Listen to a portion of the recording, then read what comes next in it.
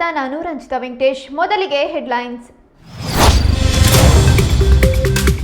ತಲೆಮರೆಸಿಕೊಂಡ್ರ BJP ಶಾಸಕ Byrathi Basavaraju.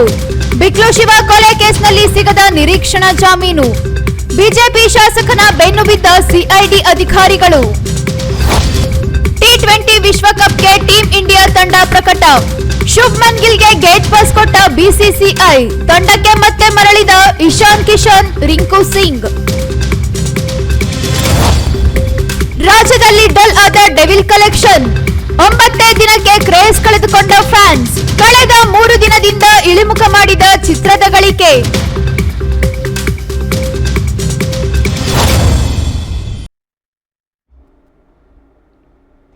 BJP ಶಾಸಕ ಭೈರತಿ ಬಸವರಾಜ್ಗೆ ಬಂಧನದ ಭೀತಿ ಉಂಟಾಗಿದೆ. ಈ ಕುರಿತ ಬಿಗ್ ಬ್ರೇಕಿಂಗ್ ನ್ಯೂಸ್ ಬರ್ತಾ ಇದೆ, ಬನ್ನಿ ನೋಡೋಣ.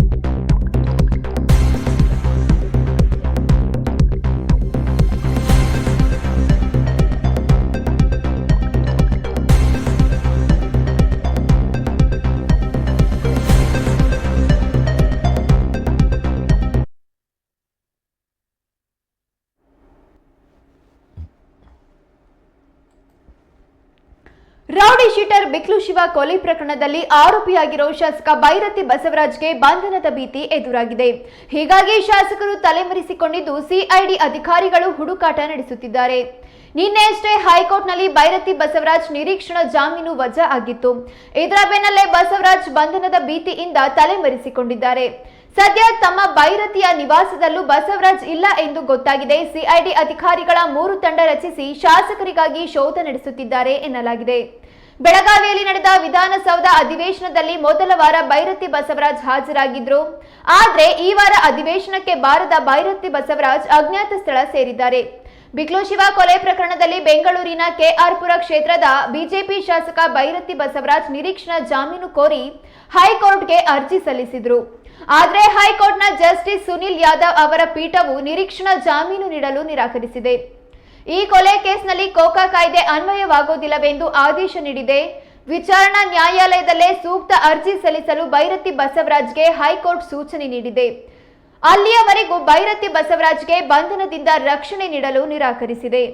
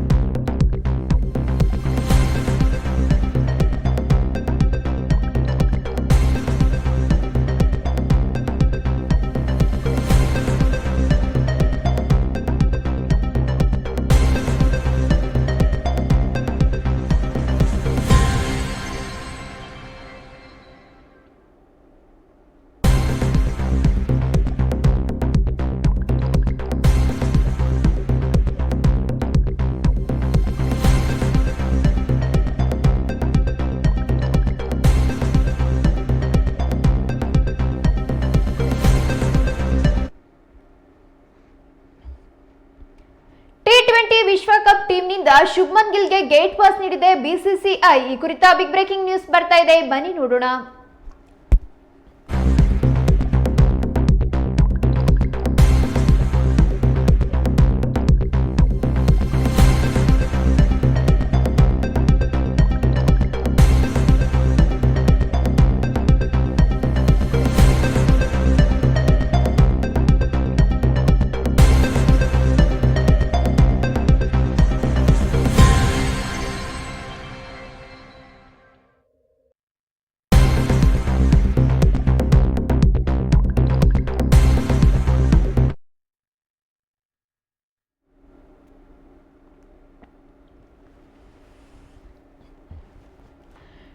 T20 ವಿಶ್ವಕಪ್ಗಾಗಿ ಭಾರತ ತಂಡವನ್ನು ಪ್ರಕಟಿಸಲಾಗಿದೆ. 15 ಸದಸ್ಯರುಗಳ ಈ ತಂಡದಲ್ಲಿ ಶುಭ್ಮನ್ ಗಿಲ್ ಕಾಣಿಸಿಕೊಂಡಿಲ್ಲ ಅನ್ನೋದು ವಿಶೇಷ. ಅಂದ್ರೆ ಸೌತ್ ಆಫ್ರಿಕಾ ವಿರುದ್ಧದ T20 ಸರಣಿಯಲ್ಲಿ ಉಪನಾಯಕನಾಗಿ ಕಾಣಿಸಿಕೊಂಡಿದ್ದ ಗಿಲ್ ಅವರನ್ನ T20 ವಿಶ್ವಕಪ್ ತಂಡದಿಂದ ಕೈಬಿಡಲಾಗಿದೆ. ಶುಭ್ಮನ್ ಗಿಲ್ ಕಳೆದ ಕೆಲ ಸರಣಿಗಳಿಂದ ಅತ್ಯಂತ ಕಳಪೆ ಪ್ರದರ್ಶನ ನೀಡಿದ್ದಾರೆ. ಇದೇ ಕಾರಣದಿಂದ ಗಿಲ್ ಅವರನ್ನ ಟೀಮ್ ಇಂಡಿಯಾದಿಂದ ಕೈಬಿಡಲಾಗಿದೆ. ಬದಲಾಗಿ ಹೆಚ್ಚುವರಿ ಆರಂಭಿಕನಾಗಿ ಕೀಪರ್ ಬ್ಯಾಟರ್ ಇಶಾನ್ ಕಿಶನ್ ಅವರನ್ನ ತಂಡಕ್ಕೆ ಆಯ್ಕೆ ಮಾಡಲಾಗಿದೆ. ಇನ್ನು ಸೌತ್ ಆಫ್ರಿಕಾ ವಿರುದ್ಧದ T20 ಸರಣಿಯಲ್ಲಿ ವಿಕೆಟ್ ಕೀಪರ್ ಬ್ಯಾಟರ್ ಆಗಿ ಕಣಕ್ಕಿಳಿದಿದ್ದ ಜಿತೇಶ್ ಶರ್ಮಾ ಅವರನ್ನು ಸಹ T20 ವಿಶ್ವಕಪ್ ತಂಡದಿಂದ ಕೈಬಿಡಲಾಗಿದೆ. ಅವರ ಬದಲಿಗೆ ಫಿನಿಶರ್ ಆಗಿ ರಿಂಕು ಸಿಂಗ್ ಅವರನ್ನ ಭಾರತ T20 ವಿಶ್ವಕಪ್ ತಂಡಕ್ಕೆ ಆಯ್ಕೆ ಮಾಡಲಾಗಿದೆ. ಅಂದ್ರೆ ಸೌತ್ ಆಫ್ರಿಕಾ ವಿರುದ್ಧದ T20 ಸರಣಿಯಲ್ಲಿ ಕಣಕ್ಕಿಳಿದಿದ್ದ ಶುಭ್ಮನ್ ಗಿಲ್ ಹಾಗೂ ಜಿತೇಶ್ ಶರ್ಮಾಗೆ ಭಾರತ T20 ವಿಶ್ವಕಪ್ ತಂಡದಲ್ಲಿ ಸ್ಥಾನ ಲಭಿಸಿಲ್ಲ. ಅವರ ಬದಲಿಗೆ ಈ ಬಾರಿ ಇಶಾನ್ ಕಿಶನ್ ಹಾಗೂ ರಿಂಕು ಸಿಂಗ್ 15 ಸದಸ್ಯರುಗಳ ಬಳಗದಲ್ಲಿ ಕಾಣಿಸಿಕೊಂಡಿದ್ದಾರೆ. ಒಟ್ಟಾರೆಯಾಗಿ ಸೂರ್ಯಕುಮಾರ್ ಯಾದವ್, ಅಕ್ಷರ್ ಪಟೇಲ್, ಅಭಿಷೇಕ್ ಶರ್ಮಾ, ತಿಲಕ್ ವರ್ಮಾ, ಹಾರ್ದಿಕ್ ಪಾಂಡ್ಯ, ಶಿವಮ್ ದುಬೆ, ಸಂಜು ಸ್ಯಾಮ್ಸನ್, ಜಸ್ಪ್ರೀತ್ ಬುಮ್ರಾ, ಹರ್ಷದೀಪ್ ಸಿಂಗ್, ವರುಣ್ ಚಕ್ರವರ್ತಿ, ಹರ್ಷಿತ್ ರಾಣಾ, ವಾಷಿಂಗ್ಟನ್ ಸುಂದರ್, ಕುಲ್ದೀಪ್ ಯಾದವ್, ಇಶಾನ್ ಕಿಶನ್, ರಿಂಕು ಸಿಂಗ್ ಇವರುಗಳನ್ನ ಆಯ್ಕೆ ಮಾಡಲಾಗಿದೆ.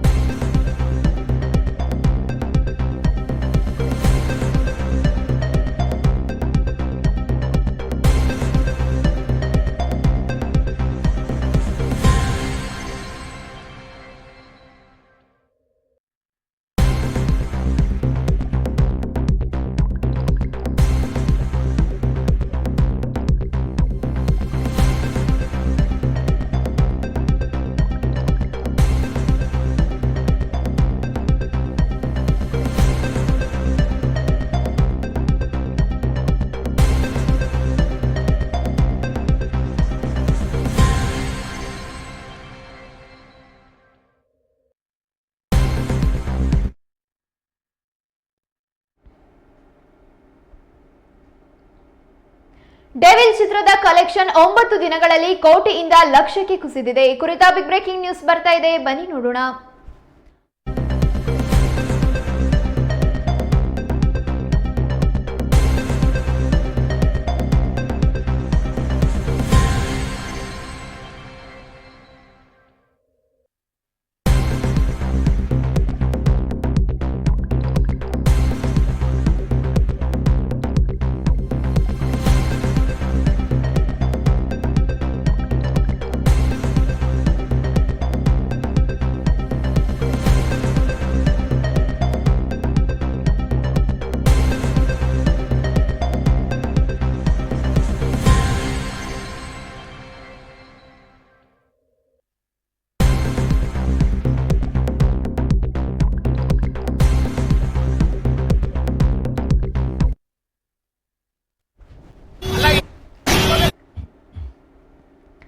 ಡೆವಿಲ್ ಸಿನಿಮಾ ಕಲೆಕ್ಷನ್ ಕಳೆದ 3 ದಿನಗಳಿಂದ ಕುಸಿಯುತ್ತಿದೆ. ಚಿತ್ರ ಬಿಡುಗಡೆಯಾದ ಆರಂಭದ 2 ದಿನಗಳಲ್ಲಿ ಇದ್ದ ಕ್ರೇಜ್ ದಿನ ಕಳೆಯುತ್ತಾ ಕಡಿಮೆಯಾಗುತ್ತಿದೆ. ಗುರುವಾರ ಶುಕ್ರವಾರದ ಗಳಿಕೆ ತೀವ್ರ ಕುಸಿದಿದ್ದು, ಈ ವಾರಾಂತ್ಯದಲ್ಲಿ ಸಿನಿ ಪ್ರೇಮಿಗಳನ್ನ ಡೆವಿಲ್ ಥಿಯೇಟರ್ನತ್ತ ಸೆಳೆಯುತ್ತದೆಯೇ ಎಂದು ನೋಡಬೇಕಿದೆ. ಡೆವಿಲ್ ಸಿನಿಮಾ ರಿಲೀಸ್ ಆಗಿ 9 ದಿನಗಳಾಗಿವೆ. ವರದಿ ಪ್ರಕಾರ ಈ ಚಿತ್ರ ಕಲೆಕ್ಷನ್ ಮಾಡಿರೋದು 25 ಕೋಟಿ ರೂಪಾಯಿ. ನಿನ್ನೆ ಕೇವಲ 53 ಲಕ್ಷ ರೂಪಾಯಿ ಗಳಿಕೆಯಾಗಿದೆಯಂತೆ. ನಾಳೆ ನಾಡಿದ್ದು ನೋಡಬೇಕಿದೆ. ದರ್ಶನ್ ಅವರು ಜೈಲಿನಲ್ಲಿ ಇರುವ ಮಧ್ಯೆ ಡೆವಿಲ್ ಸಿನಿಮಾ ರಿಲೀಸ್ ಆಯಿತು. ಈ ಚಿತ್ರದ ಪ್ರಚಾರದ ಜವಾಬ್ದಾರಿಯನ್ನ ಅಭಿಮಾನಿಗಳು ಹೊತ್ತುಕೊಂಡಿದ್ದಾರೆ. ಆದ್ರೆ ಸಿನಿಮಾಗೆ ಅಂದುಕೊಂಡ ರೀತಿಯ ಪ್ರತಿಕ್ರಿಯೆ ಸಿಕ್ಕಿಲ್ಲ. ವಿಮರ್ಶಕರಿಂದ ಹಾಗೂ ಸಿನಿಮಾ ಪ್ರಿಯರಿಂದ ಡೆವಿಲ್ಗೆ ಮಿಶ್ರ ಪ್ರತಿಕ್ರಿಯೆ ಸಿಕ್ಕಿದೆ. ಇದು ಅಭಿಮಾನಿಗಳ ಬೇಸರಕ್ಕೆ ಕಾರಣ ಆಗಿದೆ. ತಮ್ಮ ಡಿ ಬಾಸ್ ಚಿತ್ರವನ್ನು ತಾವೇ ಗೆಲ್ಲಿಸಿಕೊಡುತ್ತೇವೆ ಎಂದು ಅಭಿಮಾನಿಗಳು ಹೇಳಿಕೊಂಡಿದ್ರು. ಈಗ ಅವರು ಕೈ ಹಿಡಿಯುತ್ತಾರಾ ಎಂದು ನೋಡಬೇಕಿದೆ. ಮುಂದಿನ ವಾರ ಡೆವಿಲ್ ಚಿತ್ರಕ್ಕೆ ಮಾರ್ಕ್ ಹಾಗೂ 45 ಸಿನಿಮಾಗಳು ಪೈಪೋಟಿ ನೀಡಲಿವೆ. ಇವೆರಡು ಕ್ರಿಸ್ಮಸ್ಗೆ ಬಿಡುಗಡೆಯಾಗುತ್ತಿವೆ. ಇದೆಲ್ಲದರ ಮಧ್ಯೆ ಡೆವಿಲ್ ಸಿನಿಮಾ ಥಿಯೇಟರ್ಗಳಲ್ಲಿ ಉಳಿಯುತ್ತಾ ಕಾದು ನೋಡಬೇಕಿದೆ.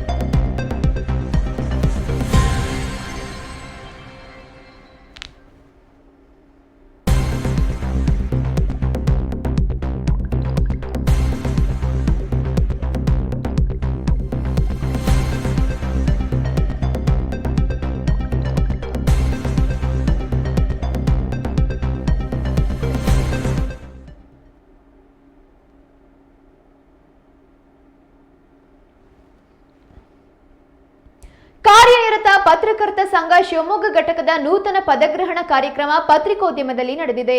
ಶಿವಮೂರ್ತಿ ವೃತ್ತದಿಂದ ಆರ್ಟಿಒ ಕಚೇರಿ ರಸ್ತೆಯಲ್ಲಿರುವ ಪತ್ರಿಕಾ ಭವನದವರೆಗೂ ಡೊಳ್ಳು ಮತ್ತು ವಾದ್ಯಗಳೊಂದಿಗೆ ಮೆರವಣಿಗೆ ನಡೆಸಲಾಯಿತು.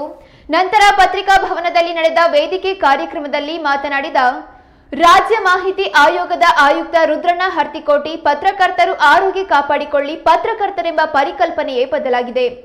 ಕಾರ್ಯಮರೆತ ಪತ್ರಕರ್ತರೆಂದು ಕಾರ್ಯನಿರತ ಪತ್ರಕರ್ತರ ಸಂಘವನ್ನ ಲೇವಡಿ ಮಾಡಲಾಗುತ್ತಿತ್ತು. ಈಗ ಶಿವಾನಂದ ತಗಡೂರು ಅವರು ರಾಜ್ಯಾಧ್ಯಕ್ಷರಾದ ನಂತರ ಈ ಲೇವಡಿಯನ್ನ ಬದಲಾಯಿಸಿದ್ದಾರೆ ಎಂದರು. ಇನ್ನು ಪತ್ರಕರ್ತರ ಪಿಂಚಣಿ ವ್ಯವಸ್ಥೆ ಬದಲಾಗಬೇಕಿದೆ. ಸಾಕಷ್ಟು ನಿವೃತ್ತ ಪತ್ರಕರ್ತರು ಸಂಕಷ್ಟದಲ್ಲಿದ್ದಾರೆ. ನಿಯಮಾವಳಿಗಳು ಬದಲಾಗಬೇಕು. ಮುಂದಿನ ಪತ್ರಕರ್ತರು ಸೌಲಭ್ಯ ಪಡೆಯುವಂತಾಗಬೇಕು. ವಾರ್ತಾ ಇಲಾಖೆ ಅಧಿಕಾರಿಗಳು ಪಿಂಚಣಿ ನೀಡಲು ಬದಲಾಗಬೇಕಿದೆ ಎಂದರು. ಕಾರ್ಯನಿರತ ಪತ್ರಕರ್ತರು ಮೇಲ್ಮನವಿ ಸಲ್ಲಿಸಿ ರಿಯಾಕ್ಷನ್ ಮತ್ತು ಊಹಾ ಪತ್ರಿಕೋದ್ಯಮದಿಂದ ದೂರವಿರಬೇಕು. ಪತ್ರಕರ್ತರು ಅಭಿವೃದ್ಧಿ ಮತ್ತು ತನಿಖಾ ಪತ್ರಿಕೋದ್ಯಮದ ಬಗ್ಗೆ ಗಮನ ಹರಿಸಿ ಎಂದು ಕರೆ ನೀಡಿದರು.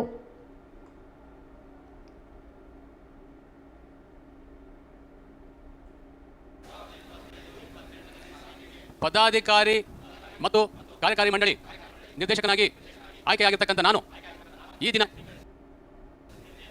ಸಂಘದ ಬೈಲಾ ಮತ್ತು ನಿಯಮಾವಳಿಗೆ ಬದ್ಧವಾಗಿ ಕೆಲಸ ಮಾಡಲು ಕಂಕಣಬದ್ಧವಾಗಿದ್ದೇನೆ. ಸಂಘದ ಸದಸ್ಯರ ಹಿತ ಕಾಯಲು ಮತ್ತು ಸಂಘದ ಆಶಯಗಳನ್ನು ಎತ್ತಿ ಹಿಡಿಯುವ ನಿಟ್ಟಿನಲ್ಲಿ ಕಟಿಬದ್ಧವಾಗಿ ಸಮರ್ಪಿಸಿಕೊಳ್ಳುತ್ತೇನೆ ಹಾಗೂ ಯಾವುದೇ ಸಂದರ್ಭದಲ್ಲಿ ಸಂಘ ವಿರೋಧಿ ಚಟುವಟಿಕೆ ಮಾಡುವುದಿಲ್ಲ. ಸಂಘದ ಒಗ್ಗಟ್ಟು ಕಾಪಾಡಿಕೊಂಡು ಸದಸ್ಯರ ಹಿತ ಕಾಯುವ ಮತ್ತು ವೃತ್ತಿ ಘನತೆ ಹೆಚ್ಚಿಸುವ ಕೆಲಸವನ್ನು ಪ್ರಾಮಾಣಿಕವಾಗಿ ಮಾಡುತ್ತೇನೆ ಎಂದು ದೇವರ ಮತ್ತು ನನ್ನ ತಂದೆ ತಾಯಿ ಹೆಸರಿನಲ್ಲಿ ಪ್ರಮಾಣ ಮಾಡುತ್ತೇನೆ.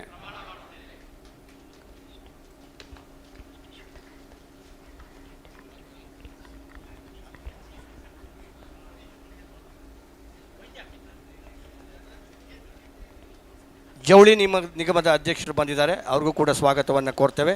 ಅಂತೆಯೇ ಡಾಕ್ಟರ್ ಶ್ರೀಧರ್ ಅವರು ಬಂದಿದ್ದಾರೆ, ಅವ್ರಿಗೂ ಕೂಡ ಸ್ವಾಗತವನ್ನು ಕೋರ್ತೇನೆ.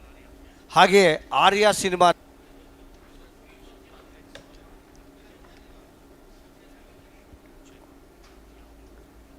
ಮಾನ್ಯ ಯೋಗೀಶ್ ಅವರು ಬಂದಿದ್ದಾರೆ, ಅವ್ರಿಗೂ ಕೂಡ ಸ್ವಾಗತವನ್ನು ಕೋರ್ತೇವೆ.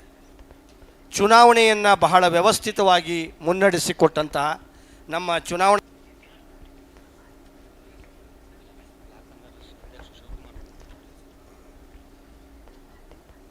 ಮಾನ್ಯ ಶಿವಕುಮಾರ್ ಅವರಿಗೆ ಕೂಡ ನಾನು ಈ ಸಂದರ್ಭದಲ್ಲಿ ಚುನಾವಣೆಗಳನ್ನು ನಡೆಸೋದು ಬಹಳ ಕಷ್ಟ, ಅದನ್ನು ತುಂಬ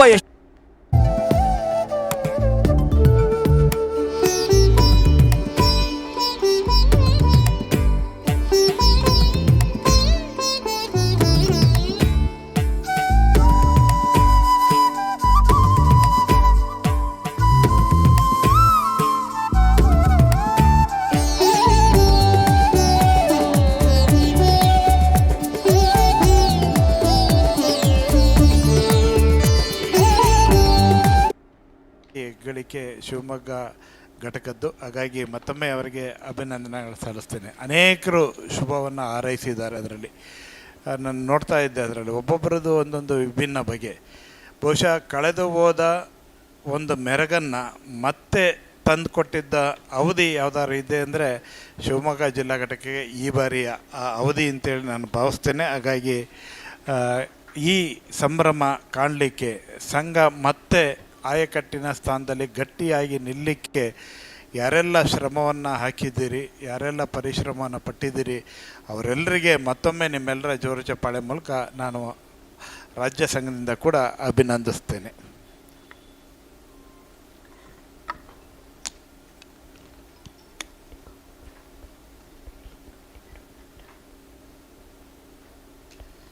ಕರ್ನಾಟಕ ಕಾರ್ಯನಿರತ ಪತ್ರಕರ್ತರ ಸಂಘದ ಈ ಸಂಘವನ್ನು ಮುನ್ನಡೆಸುವಂಥ ಸಂದರ್ಭದಲ್ಲಿ ಅನೇಕ ಬಾರಿ ಏಳು ಬೀಳುಗಳನ್ನು ಕಂಡಂಥ ಹೊತ್ತಿನಲ್ಲೂ ಕೂಡ ಗಟ್ಟಿಯಾಗಿ ನಿಂತು ನಮ್ಮ ಜೊತೆಯಲ್ಲಿ ಆ ಸಂಘಟನೆಯ ಬೆನ್ನೆಲುಬಾಗಿ ನಿಂತು ನಮ್ಮನ್ನು ಮುಂಚೂಣಿಯಲ್ಲಿ ನಾಯಕತ್ವವನ್ನು ಕೊಟ್ಟು ಆ ನಿಟ್ಟಿನಲ್ಲಿ ಆ ಕೆಲಸವನ್ನು ಮಾಡಲಿಕ್ಕೆ ಸದಾ ಸಹಕಾರಿಯಾಗಿ ಬಂದಂಥ ಎಚ್ ಬಿ ಮದನಗೌಡರು ಇವತ್ತು ನಮ್ಮ ಸಂಘಟನೆ ಒಳಗಡೆ ಹಿರಿಯಣ್ಣನ ರೀತಿಯಲ್ಲಿ ಇವತ್ತು ಉಪಾಧ್ಯಕ್ಷರಾಗಿ ನಮ್ಮಲ್ಲಿ ಬಂದಿದ್ದಾರೆ. ಮನೆಯಲ್ಲಿ ಒಬ್ಬರು ಯಜಮಾನರಿದ್ದಾರೆ ಅಂದರೆ ಭಾಳ ಎಚ್ಚರಿಕೆಯಿಂದ ಜವಾಬ್ದಾರಿಯಿಂದ ಸಂಘಟನೆ ನಡೀಲಿಕ್ಕೆ ಸಾಧ್ಯ ಆಗುತ್ತೆ. ಅಂಥ ಕೆಲಸವನ್ನು ಅವರು ಇವತ್ತು ಮಾಡ್ತಾ ಇದ್ದಾರೆ ಅನ್ನೋದು ನಮಗೆ ನಿಮ್ಮೆಲ್ಲರಿಗೆ ಹೆಮ್ಮೆಯ ಸಂಗತಿ. ಹಾಗೆ ಇವತ್ತು ಇಡೀ ರಾಜ್ಯದ ಪತ್ರಕರ್ತರ ಚುನಾವಣೆಯನ್ನು ನಡೆಸಬೇಕು ಅಂದರೆ ಭಾಳ ಕಷ್ಟದ ಕೆಲಸ. ಯಾರಾದರೂ ಚುನಾವಣಾಧಿಕಾರಿಯಾಗಿ ಕೆಲಸವನ್ನು ಮಾಡ್ತಾರೆ ಅಂದರೆ ಅನೇಕ ಕಡೆ ಒಬ್ಬರು ತಹಸೀಲ್ದಾರ್ಗಳು ಮಾಡಿದ್ದಾರೆ, ಎ ಸಿಗಳು ಮಾಡಿದ್ದಾರೆ, ಬೇರೆ ಬೇರೆ ಅಧಿಕಾರಿಗಳು ಮಾಡಿದ್ದಾರೆ, ಈ ಥರದ್ದೆಲ್ಲ ಇದೆ. ಆದರೆ ಮುಖ್ಯ ಚುನಾವಣಾಧಿಕಾರಿಯಾಗಿ ಕೆಲಸವನ್ನು ಮಾಡುವಂಥವ್ರು ಇಲ್ಲಿವರೆಗೂ ನಾವು ಯಾವುದೇ ಅಧಿಕಾರಿಗಳನ್ನು ನೇಮಕ ಮಾಡಲಿಲ್ಲ. ಹಿರಿಯ ಪತ್ರಕರ್ತರನ್ನು ನಮ್ಮ ಸಂಘದ ಬೈಲಾ ಪ್ರಕಾರ ಇರುವಂಥ ಅಧಿಕಾರವನ್ನು ಪದನಿಮಿತ್ತ ಅಧಿಕಾರವನ್ನು ಬಳಸಿ ನಾವು ಆ ಕೆಲಸವನ್ನು ಮಾಡ್ತಾ ಬಂದಿದ್ದೇವೆ. ಈ ಬಾರಿ ಚುನಾವಣೆಗೆ ಯಾರನ್ನು ಮುಖ್ಯ ಚುನಾವಣಾಧಿಕಾರಿ ಮಾಡಬೇಕು ಅಂತೇಳಿ ಯೋಚನೆ ಮಾಡಿದಾಗ ಅದಕ್ಕೆ ನಮಗೆ ಆಯ್ಕೆಯಾಗಿ ಕಂಡಿದ್ದು ರವಿಕುಮಾರ್ ಟೆಲಕ್ಸ್ ಅವರು. ಅದು ನಿಮ್ಮ ಜಿಲ್ಲೆಯವರು, ಜೊತೆಗೆ ಈ ಜಿಲ್ಲಾ ಸಂಘದ ಅಧ್ಯಕ್ಷರಾಗಿ ಸಂಘವನ್ನು ಮುನ್ನಡೆಸಿದಂಥವ್ರು. ಹಾಗಾಗಿ ಯಾಕೆ ಅವ್ರನ್ನ ಆಯ್ಕೆ ಮಾಡಿದ್ವಿ ಅಂದರೆ, ಬಹುಶಃ ನೀವು ಎಲ್ಲ ನಾವು ಏನಾರು ಕೇಳಿದರೆ ಸಂಘದ ಬೇರೆ ಬೈಲ ತೆಗೆದು ಆ ಸೆಕ್ಷನ್ನು ಈ ಸೆಕ್ಷನ್ ಎಲ್ಲ ನೋಡಿ ಹೇಳಬೇಕು. ಅವ್ರಿಗೆ ಏನಿಲ್ಲ, ಕಂಪ್ಯೂಟರ್ ಇದ್ದಂಗೆ ತಕ್ಷಣವೇ ಇಂಥ ಬೈಲಾದಲ್ಲಿ ಇಂಥ ಇದರಲ್ಲಿ ಹೀಗಿದೆ ಅಂಥೇಳಿ ಆ ತಕ್ಷಣಕ್ಕೆ ಹೇಳುವಷ್ಟರ ಮಟ್ಟಿಗೆ ಸಂಘದ ಬೈಲಾ ಬಗ್ಗೆ ಪರಿಣಿತಿಯನ್ನು ಪಡೆದು ಅನೇಕ ಹರ್ಡಲ್ಸ್ಗಳನ್ನು ಇಶ್ಯೂಗಳನ್ನು ಮಾತುಕತೆಯ ಮೂಲಕ ಬಗೆಹರಿಸಿಕೊಟ್ಟಂಥ ಕೀರ್ತಿ ಹೆಗ್ಗಳಿಕೆ ರವಿಕುಮಾರ್ ಟೆಲಕ್ಸ್ ಅವರು. ಹಾಗಾಗಿ ಅವರಿಗೆ ನಿಮ್ಮೆಲ್ಲರ ಚಪ್ಪಾಳೆ ಮೂಲಕ ಮತ್ತೆ ನಾನು ಇವತ್ತು ಅಭಿನಂದನೆಗಳನ್ನು ಕೂಡ ಸಲ್ಲಿಸಲಿಕ್ಕೆ ಬಯಸ್ತೇನೆ. ಇವತ್ತು ಈ ಕಾರ್ಯಕ್ರಮ ಅಧ್ಯಕ್ಷರಾಗಿ ಚುಕ್ಕಾಣಿಯನ್ನು ಹಿಡಿದಿರುವಂಥ ವೈದ್ಯ ಅವರು, ನಾವು ಎಂದೂ ಬಯಸದ ಏನನ್ನೂ ಕೂಡ ಬಯಸದೇ ಇರುವಂಥವ್ರು ಯಾರು ಇದ್ದಾರೆ ಅಂದರೆ ಅದು ವೈದ್ಯನೇ. ನನ್ನ ದೃಷ್ಟಿಯಲ್ಲಿ ಯಾವತ್ತೂ ಕೂಡ ಏನಾರು ಜವಾಬ್ದಾರಿ ಇರಲಿ ಬೇಡ ಸರ್ ಅಂತಲೇ ಹೇಳ್ತಾ ಬಂದವರು. ಬೇಡ ಅಂದವರಿಗೆ ಅಧಿಕಾರ ಸಿಕ್ಕೋದಿದೆಯಲ್ಲ, ಅದು ನಿಜಕ್ಕೂ ಕೂಡ ಒಂದು ಸಂಭ್ರಮದ ಗಳಿಗೆ. ಹಾಗಾಗಿ ಇವತ್ತು ಅತ್ಯಂತ ಹಿರಿಯ ಪತ್ರಕರ್ತರಾಗಿರುವಂಥ ವೈದ್ಯವರ ನೇತೃತ್ವದಲ್ಲಿ ಇಡೀ ಆಡಳಿತ ಮಂಡಳಿ ಇವತ್ತು ಇಲ್ಲಿ ಅಧಿಕಾರವನ್ನು ಹಿಡಿದಿರೋಂಥದ್ದು ನಾವು ನೀವೆಲ್ಲರೂ ಸಾಕ್ಷಿಯಾಗಿದ್ದೀವಿ ಅಂತೇಳಿ ಹೇಳ್ತಾ, ಇವು ನಿರ್ಗಮಿತ ಅಧ್ಯಕ್ಷರುಗಳು, ನಿರ್ಗಮಿತ ಅಂದರೆ ನಿಕಟಪೂರ್ವ ಅಧ್ಯಕ್ಷರು ಅಂತೇಳಿ ಹೇಳ್ತೀವಿ, ಈಗಷ್ಟೇ ಅಧಿಕಾರವನ್ನು ವಹಿಸ್ಕೊಟ್ಟಿದ್ದಾರೆ ಅಂದರೆ ಅದರ ಅರ್ಥ ಪೂರ್ತಿ ಬಿಟ್ಟಿದ್ದಾರೆ ಅಂತ ಹೇಳಲ್ಲ. ಇನ್ನು ಪಕ್ಕದಲ್ಲಿ ಈ ಚೇರಿಗೆ ಸೀಟ್ ಹಾಕಿ ಅಲ್ಲಿ ಈಗ ರಾಜ್ಯ ಕಾರ್ಯಕಾರಿ ಸಮಿತಿ ಸದಸ್ಯರಾಗಿ ಅಲ್ಲಿ ಬಂದಿದ್ದಾರೆ. ಅಂದರೆ ಸಂಘದ ವ್ಯವಸ್ಥೆ ಒಳಗಡೆ ಅವರು ಇರ್ತಾರೆ ಯಾವಾಗಲೂ ಕೂಡ. ಸಂಘ ತುಂಬ ಚೆನ್ನಾಗಿ ಇದ್ದಾಗ ಪದಾಧಿಕಾರಿಗಳಾಗುವಂಥದ್ದು ಬೇರೆ, ಸಂಕಷ್ಟದಲ್ಲಿ ಪದಾಧಿಕಾರಿಗಳಾಗುವಂಥದ್ದು ಬೇರೆ. ಯಾಕೆ ಸಂಕಷ್ಟ ಅಂತೇಳಿ ಹೇಳ್ತೀನಿ ಅಂದರೆ, ಬಹುಶಃ ನಮ್ಮ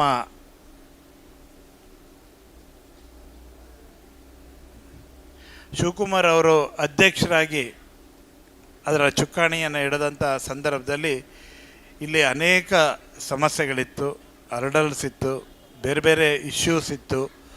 ಅವೆಲ್ಲವನ್ನೂ ಹೇಗೆ ನಿಭಾಯಿಸಬೇಕು ಅನ್ನೋದು ಕೂಡ ಭಾಳ ದೊಡ್ಡ ಸವಾಲು ನಮ್ಮ ಎದುರುಗಡೆ ಇತ್ತು. ಒಂದು ಹಂತಕ್ಕೆ ಶಿವಮೊಗ್ಗದಲ್ಲಿ ಸಂಘವೂ ಇಲ್ಲ ಅನ್ನುವಂಥ ಮಾತನ್ನು ಕೂಡ ಕೇಳಬೇಕಾದಂಥ ಪರಿಸ್ಥಿತಿ ಕೂಡ ಬಂದಿತ್ತು.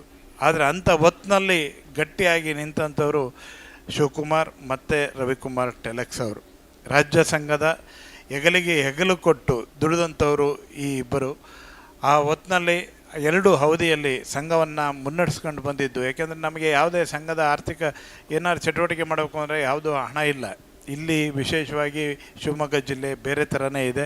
ಹಾಗಾಗಿ ಈಗಿರುವ ವ್ಯವಸ್ಥೆ ಒಳಗಡೆ ಆ ಕೆಲಸವನ್ನು ನಿರಂತರವಾಗಿ ಮಾಡಿಕೊಳ್ತಾ ಇಡೀ ತಾಲೂಕು ಘಟಕಗಳನ್ನು ಕೂಡ ಸಕ್ರಿಯವಾಗಿ ಕ್ರಿಯಾಶೀಲವಾಗಿ ಉಳಿಸ್ಕೊಂಡು ಬಂದಂಥ ಕೀರ್ತಿ ಹೆಗ್ಗಳಿಕೆ ಕೂಡ ಈ ಇಬ್ಬರು ಮಹನೀಯರದು.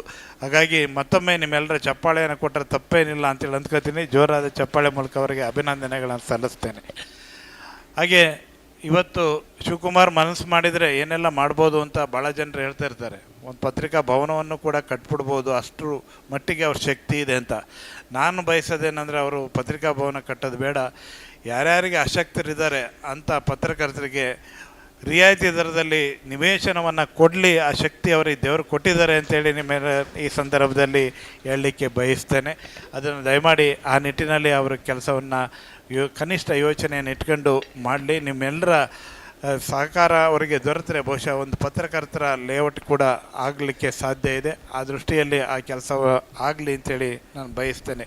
ಕರ್ನಾಟಕ ಕಾರ್ಯನಿರತ ಪತ್ರಕರ್ತರ ಸಂಘ ನಿರಂತರವಾಗಿ ಈ ಥರ ಪತ್ರಿಕಾ ಚಟುವಟಿಕೆಗಳನ್ನು ಮಾಡ್ಕೊಂಡು ಬರುವ ಮೂಲಕ ಅವತ್ತು ಬಹುಶಃ ಡಿ.ವಿ. ಗುಂಡಪ್ಪನವರು 8-10 ಜನರು ಸೇರಿ ಹುಟ್ಟಾಕ್ತಂಥ ಸಂಘಟನೆ ಇವತ್ತು ನಾಡಿನ ಉದ್ದಗಲಕ್ಕೆ ಯಾವುದೇ ಜಿಲ್ಲೆಗೆ ಹೋಗಿ ಯಾವುದೇ ತಾಲೂಕುಗಳಿಗೆ ಹೋಗಿ ಎಲ್ಲ ತಾಲೂಕುಗಳಲ್ಲಿ ಘಟಕಗಳನ್ನು ಹೊಂದಿರುವಂಥ, ಎಲ್ಲ ಜಿಲ್ಲೆಗಳಲ್ಲಿ ಸಕ್ರಿಯವಾದ ಘಟಕಗಳನ್ನು ಹೊಂದಿರುವಂಥ 10,000ಕ್ಕೂ ಹೆಚ್ಚು ಜನ ಇರುವಂಥ ಬೃಹತ್ತಾದ ಸಂಘಟನೆ ಯಾವುದಾದ್ರೂ ಇಡೀ ದೇಶದಲ್ಲಿದೆ ಅಂದರೆ ಅದು ಕರ್ನಾಟಕ ಕಾರ್ಯನಿರತ ಪತ್ರಕರ್ತರ ಸಂಘ ಅನ್ನೋದು ನಮಗೆ ನಿಮಗೆ ಎಲ್ಲರೂ ಕೂಡ ಹೆಮ್ಮೆ ತರುವಂಥ ಸಂಗತಿ. ಅದು ಅಷ್ಟೇ ಸಾಕೆ ಅನ್ನುವಂಥ ಪ್ರಶ್ನೆ ಕೇಳಿಕೊಂಡ್ರೆ ಖಂಡಿತ ಅಲ್ಲ. ಈ ಕರ್ನಾಟಕ ಕಾರ್ಯನಿರತ ಪತ್ರಕರ್ತರ ಸಂಘ ಅಂತೇಳಿದೆ ನೋಡಿ. ಅದು ಹಾಗಾಗಿ ಕಾರ್ಯನಿರತವರಿಗೆ ಇದು ಸಂಘ ಇದೆಯೇ ಹೊರತು ಮರೆತವರಿಗೆ ಅಲ್ಲ ಅನ್ನೋದನ್ನು ಸೂಚ್ಯವಾಗಿ ಎಲ್ಲರೂ ತಿಳ್ಕೊಳ್ಳುವಂಥದ್ದು ಅಗತ್ಯ ಇದೆ. ಇವತ್ತಿನ ಸಂದರ್ಭದಲ್ಲಿ ಪತ್ರಿಕಾ ವೃತ್ತಿಗೆ ತುಂಬ ಜನರು ಬರ್ತಾಯಿದ್ದಾರೆ. ನಾನೂ ಪತ್ರಕರ್ತ ಅಂತೇಳಿ ಗುರುತಿಸ್ಕೊಳ್ಳುವವರ ಹಾಗೆ ಆ ಥರನೇ ಎಲ್ಲರಿಗೆ ಪರಿಚಯಿಸ್ಕೊಳ್ಳುವವರ ಸಂಖ್ಯೆ ಜಾಸ್ತಿ ಇದೆ. ನಿಜವಾಗಿ ಅವರು ಪತ್ರಕರ್ತರು ಹೌದಾ ಅಲ್ವಾ ಅಂತ ಒಂದು ಸಣ್ಣ ಅನುಮಾನವನ್ನು ಇಟ್ಟು ನೋಡುವಂಥವ್ರ ಸಂಖ್ಯೆ, ನಮ್ಮನ್ನು ನೋಡುವಂಥವ್ರ ಸಂಖ್ಯೆ ಕೂಡ ಬೃಹದಾಕಾರವಾಗಿ ಬೆಳೀತಾ ಇದೆ. ಯಾಕೆ ಈ ಪ್ರಶ್ನೆ ಬಂದಿದೆ ಅಂದರೆ, ಆ ಪತ್ರಕರ್ತರು ಅವರು ನಡ್ಕೊಳ್ಳುವ ರೀತಿ, ಅವರು ಒಡನಾಡುವ ರೀತಿ, ಅವರ ಪತ್ರಿಕೆಗಳಲ್ಲಿ ಆ ಪತ್ರಕರ್ತ ಅನ್ನೋದನ್ನು ಬಳಸ್ಕೊಂಡು ಏನೆಲ್ಲ ಮಾಡ್ತಾಯಿದ್ದಾರೆ, ಆ ವೃತ್ತಿ ಒಂದು ಬಿಟ್ಟು ಬೇರೆದೆಲ್ಲ ಮಾಡ್ತಾಯಿದ್ದಾರಲ್ಲ, ಇದು ಈ ಪ್ರಶ್ನೆಯನ್ನು ತಂದೊಡ್ಡಿದೆ. ಹಾಗಾಗಿ ದಯಮಾಡಿ ಯಾರೆಲ್ಲ ಈ ವೃತ್ತಿಗೆ ಬೇಕೋ ಬೇಡವೋ ಬಂದಿದ್ದೀವಿ, ಯಾರೂ ನಮ್ಮನ್ನು ಕರೆದಿಲ್ಲ. ಯಾರು 10 ಬಾರಪ್ಪ ನೀವು ಪತ್ರಕರ್ತ ಆಗುವಂತ ಯಾರೂ ಕರೆದಿದ್ದಾರಾ? ಯಾರೂ ಕರೆದಿಲ್ಲ. ಆದರೆ ನಮ್ಮ ಗೀಳಿಗೆ, ನಮ್ಮ ತೆವಲಿಗೆ ಅಥವಾ ನಮ್ಮ ಸಣ್ಣ ಹುಚ್ಚುತನಕ್ಕೆ ಈ ವೃತ್ತಿಗೆ ಬಂದಿದ್ದೇವೆ. ಆದರೆ ಈ ವೃತ್ತಿಗೆ ಬಂದಂಥ ಹೊತ್ತಿನಲ್ಲಿ ಆ ವೃತ್ತಿಯ ಘನತೆಯನ್ನು ಕನಿಷ್ಠ ಪ್ರಮಾಣದಲ್ಲಿ ಉಳಿಸ್ಕೊಳ್ಳುವಂಥ, ವೃತ್ತಿಗೆ ಬದ್ಧವಾಗಿ ನಡೆದುಕೊಳ್ಳುವಂಥ, ಪಬ್ಲಿಕ್ಕಲ್ಲಿ ಅಥವಾ ಸಾರ್ವಜನಿಕರಲ್ಲಿ ಆ ವಿಶ್ವಾಸಾರ್ಹತೆಯನ್ನು ಉಳಿಸ್ಕೊಳ್ಳುವಂಥದ್ದು ಭಾಳ ಮುಖ್ಯ. ಪತ್ರಕರ್ತ ಅನ್ನೋರು 100,000 ಜನರು ಸಿಗ್ಬೋದು, ಅದೆಲ್ಲ ಮುಖ್ಯ. ಆದರೆ ವಿಶ್ವಾಸಾರ್ಹತೆಯುಳ್ಳ ಪತ್ರಕರ್ತ ಸಿಗ್ತಾನ, ಆ ಪ್ರಶ್ನೆ ಮುಖ್ಯ. ಹಾಗಾಗಿ ಆ ಕ್ರೆಡಿಬಿಲಿಟಿಯನ್ನು ನೀವು ಯಾವತ್ತು ಕಳ್ಕೊತೀರಿ ಅವತ್ತು ಈ ಮಾಧ್ಯಮದಲ್ಲಿ ಅಥವಾ ಈ ಪತ್ರಿಕಾ ಕ್ಷೇತ್ರದಲ್ಲಿ ಇರಲಿಕ್ಕೆ ಖಂಡಿತ ಲಾಯಕಲ್ಲ. ಹಾಗಾಗಿ ಆ ಸಂದರ್ಭದಲ್ಲಿ ನಮ್ಮ ವಿಶ್ವಾಸಾರ್ಹತೆಯನ್ನು ಉಳಿಸ್ಕೊಳ್ಳುವಂಥ, ನಮ್ಮ ವೃತ್ತಿಬದ್ಧತೆಯನ್ನು ಉಳಿಸ್ಕೊಳ್ಳುವಂಥ ನಿಟ್ಟಿನಲ್ಲಿ ನಾವು ನೀವು ಎಲ್ಲರೂ ಸೇರಿ ಆತ್ಮಾವಲೋಕನ ಮಾಡಿಕೊಳ್ಳುವ ಮೂಲಕ, ಆ ಮೂಲಕ ನಮ್ಮಲ್ಲೇ ಏನಾರು ಬದಲಾವಣೆಗಳು ಬರಬೇಕಿದ್ರೆ ಅದನ್ನು ತಂದುಕೊಳ್ಳುವ ಮೂಲಕ ಈ ಪತ್ರಿಕಾ ವೃತ್ತಿಗೆ ಒಂದು ಘನತೆಯನ್ನು, ಶೋಭೆಯನ್ನು ತರುವಂಥ ಕೆಲಸವನ್ನು ನಾವು ನೀವು ಎಲ್ಲರೂ ಸೇರಿ ಮಾಡೋಣ ಅಂತೇಳಿ ಹೇಳ್ತಾ, ಇವತ್ತು ರಾಜ್ಯದ ಉದ್ದಗಲಕ್ಕೆ ಎಲ್ಲ ಜಿಲ್ಲೆಗಳಲ್ಲಿ ಹೊಸ ಆಡಳಿತ ಮಂಡಳಿಗಳು ಅಸ್ತಿತ್ವಕ್ಕೆ ಬಂದಿವೆ. ಎಲ್ಲರೂ ಅತ್ಯಂತ ಉತ್ಸಾಹದಲ್ಲಿ ಕೆಲಸವನ್ನು ಮಾಡುವ. ಬುರುಡೈ ಗ್ಯಾಂಗ್ನ ಚಿನ್ನಯ್ಯ ಬಿಡುಗಡೆಯಾಗ್ತಿದ್ದಂತೆ ಬುರುಡೈ ಟೀಮ್ ವಿರುದ್ಧವೇ ತಿರುಗಿ ಬಿದ್ದಿದ್ದಾರೆ. ಈ ಕುರಿತ ಹೆಚ್ಚಿನ ಮಾಹಿತಿ ತಿಳಿಯೋಣ ಪುಟ್ಟ ವಿರಾಮದ ನಂತರ.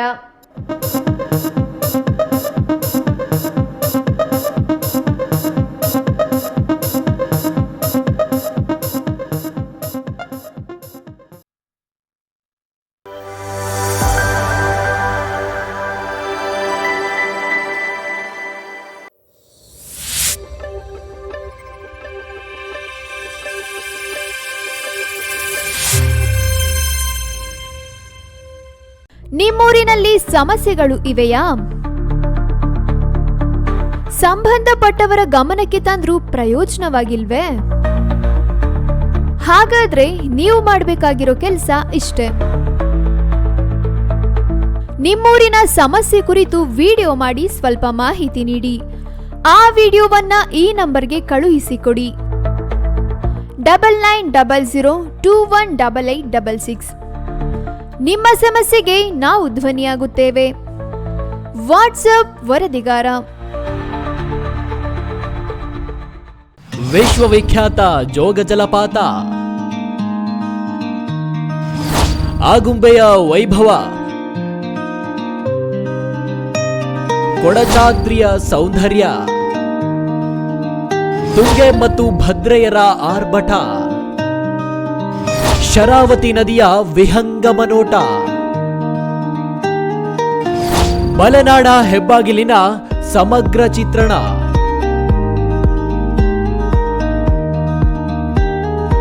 ಈಸೂರಿನ ಹೋರಾಟದ ಕಿಚ್ಚು, ಸಮಾಜವಾದಿ ನೆಲಗಟ್ಟು, ರಾಜಕೀಯ ಶಕ್ತಿ ಕೇಂದ್ರ. ಮಲೆನಾಡಿನ ಸಮಗ್ರ ಸುದ್ದಿಗಳಿಗಾಗಿ ಕನ್ನಡ ಮೀಡಿಯಂ 24x7 ವೀಕ್ಷಿಸಿ.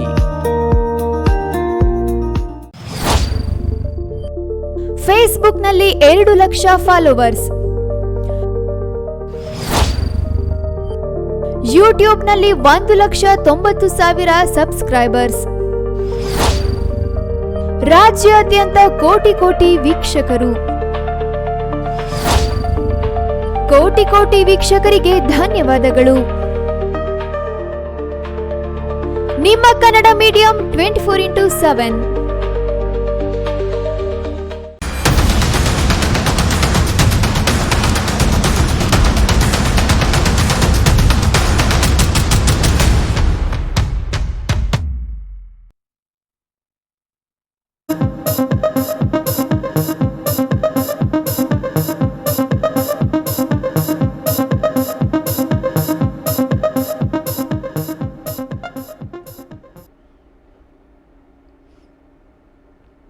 ವಿರಾಮದ ನಂತರ ನಮ್ಮವರು ನಮ್ಮ ಸುದ್ದಿಗೆ ಸ್ವಾಗತ. ಅಹಮದಾಬಾದ್ನ ನರೇಂದ್ರ ಮೋದಿ ಮೈದಾನದಲ್ಲಿ ನಡೆದ ಭಾರತ ಮತ್ತು ದಕ್ಷಿಣ ಆಫ್ರಿಕಾ ನಡುವಿನ ಅಂತಿಮ T20 ಪಂದ್ಯವನ್ನ ಆತಿಥೇಯ ಟೀಂ ಇಂಡಿಯಾ 30 ರನ್ಗಳಿಂದ ಗೆದ್ದುಕೊಳ್ಳುವ ಮೂಲಕ ಈ 5 ಪಂದ್ಯಗಳ T20 ಸರಣಿಯನ್ನ 3-1 ಅಂತರದಿಂದ ಗೆದ್ದುಕೊಂಡಿದೆ. ಈ ಪಂದ್ಯದಲ್ಲಿ ಟಾಸ್ ಸೋತು ಮೊದಲು ಬ್ಯಾಟಿಂಗ್ ಮಾಡಿದ ಟೀಂ ಇಂಡಿಯಾ ಹಾರ್ದಿಕ್ ಹಾಗೂ ತಿಲಕ್ ಅವರ ಸ್ಫೋಟಕ ಅರ್ಧಶತಕದ ನೆರವಿನಿಂದ 231 ರನ್ ಕಲೆ ಹಾಕಿತು. ಈ ಗುರಿ ಬೆನ್ನಟ್ಟಿದ ದಕ್ಷಿಣ ಆಫ್ರಿಕಾ 20 ಓವರ್ಗಳ ಅಂತ್ಯಕ್ಕೆ ರನ್ 201 ಕಲೆ ಹಾಕಲಷ್ಟೇ ಶಕ್ತವಾಯಿತು. ಇದರೊಂದಿಗೆ ಟೆಸ್ಟ್ ಸರಣಿಯನ್ನ ಗೆಲ್ಲುವ ಮೂಲಕ ಭಾರತ ಪ್ರವಾಸವನ್ನ ಆರಂಭಿಸಿದ್ದ ಆಫ್ರಿಕಾ ತಂಡ T20 ಸರಣಿ ಸೋಲಿನೊಂದಿಗೆ ತನ್ನ ಪ್ರವಾಸವನ್ನ ಅಂತ್ಯಗೊಳಿಸಿದೆ. ಇದು T20 ಮಾದರಿಯಲ್ಲಿ ಟೀಂ ಇಂಡಿಯಾದ ಸತತ 19ನೇ ಸರಣಿ ಗೆಲುವಾಗಿದ್ದು, ಸೂರ್ಯಕುಮಾರ್ ಪಡೆ ಈ ಮಾದರಿಯಲ್ಲಿ ತನ್ನ ಪ್ರಾಬಲ್ಯವನ್ನ ಮತ್ತೊಮ್ಮೆ ಸಾಬೀತುಪಡಿಸಿದೆ. ಸರಣಿಯ ಕೊನೆಯ ಪಂದ್ಯದಲ್ಲಿ ಆಡುವ ಅವಕಾಶ ಪಡೆದಿದ್ದ ಸಂಜು ಸ್ಯಾಮ್ಸನ್ ಸಿಕ್ಕ ಅವಕಾಶವನ್ನ ಸದುಪಯೋಗಪಡಿಸಿಕೊಂಡರು. ಆರಂಭಿಕ ಅಭಿಷೇಕ್ ಶರ್ಮಾ ಅವರೊಂದಿಗೆ ಉತ್ತಮ ಆರಂಭವನ್ನ ನೀಡಿದರು. ನಾಯಕ ಸೂರ್ಯಕುಮಾರ್ ಯಾದವ್ ಮತ್ತೆ ವಿಫಲರಾದರು. ಆದರೆ ನಂತರ ಜೊತೆಯಾದ ತಿಲಕ್ ವರ್ಮಾ ಮತ್ತು ಹಾರ್ದಿಕ್ ಪಾಂಡ್ಯ ಬಿರುಗಾಳಿ ಇನ್ನಿಂಗ್ಸ್ ಆಡಿ ಒಟ್ಟಾಗಿ 4ನೇ ವಿಕೆಟ್ಗೆ 105 ರನ್ಗಳ ಭರ್ಜರಿ ಪಾಲುದಾರಿಕೆಯನ್ನ ನೀಡಿದರು.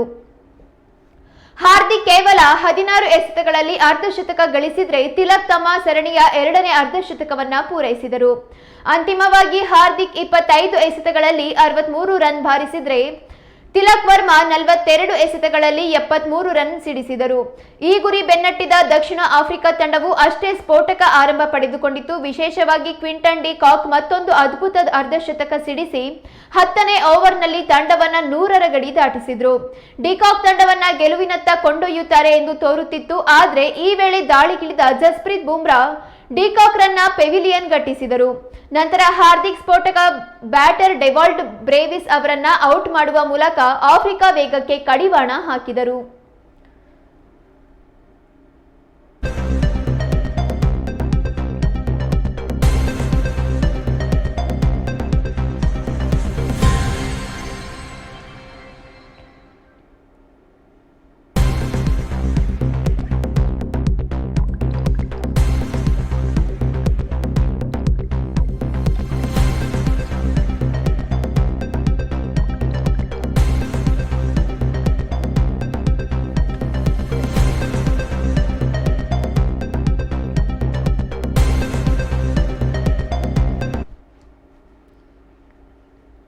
ಧರ್ಮಸ್ಥಳ ಪ್ರಕರಣಕ್ಕೆ ಹೊಸ ತಿರುವು ಸಿಕ್ಕಿದ್ದು, ಮಾಸ್ಕ್ ಮ್ಯಾನ್ ಚಿನ್ನಯ್ಯ ಜೈಲಿನಿಂದ ಹೊರಬಂದ ಕೂಡಲೇ ಹೊಸ ಬುರುಡೆ ಬಿಡುತ್ತಿದ್ದಾನೆ.